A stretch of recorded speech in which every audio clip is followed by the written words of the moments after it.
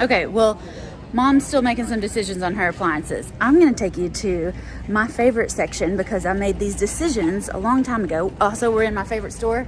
Can you guess where? Home Depot. My favorite section over here is the paint section because years and years and years ago, I made two decisions. I have a gray and I have a beige, and everything gets grayed or beiged and then white. All right, that's it. Ain't making no more decisions. And so once you have that decision made, everything about fixing and flipping, all of these decisions just gets so much easier because there's two choices. Is it gray or is it beige? Not all of those. And trust me, when you start being a real estate investor, you make so many decisions all day, every day, that by the time your husband asks you what you want for dinner that night, please, I don't care, make that decision. I'm gonna get the chicken tendies and fries no matter where we are because I'm going for some comfort food. I'm exhausted. All right, so that's another good point about the honey hole challenge. People say, I'll buy houses anywhere and everywhere. Well, it's like going into Home Depot and being in the paint aisle and saying, I'll get any color of paint.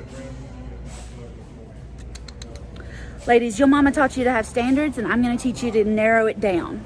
I'm going to teach you to get in where the getting's good. All right, we're going to choose a honey hole, and whether you go with my gray or my beige, whether you go with, you know, what I think should be your honey hole or what you think is your honey hole, we can get some of these decisions out of the way.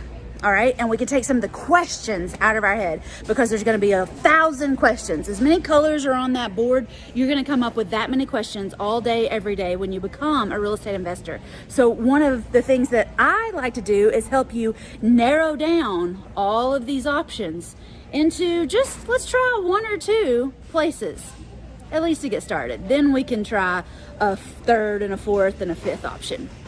I have a 5-day challenge coming up on how you can find your honey hole. So don't go into all of the questions and all of the options and all of the possibilities. Don't get lost in all the analysis paralysis. Don't get lost in that map of your community or that map of the country. Let me help you decide where to go and how to get started. Join our free 5-day How to Find Your Honey Hole challenge. It's coming up really soon, so hop on in.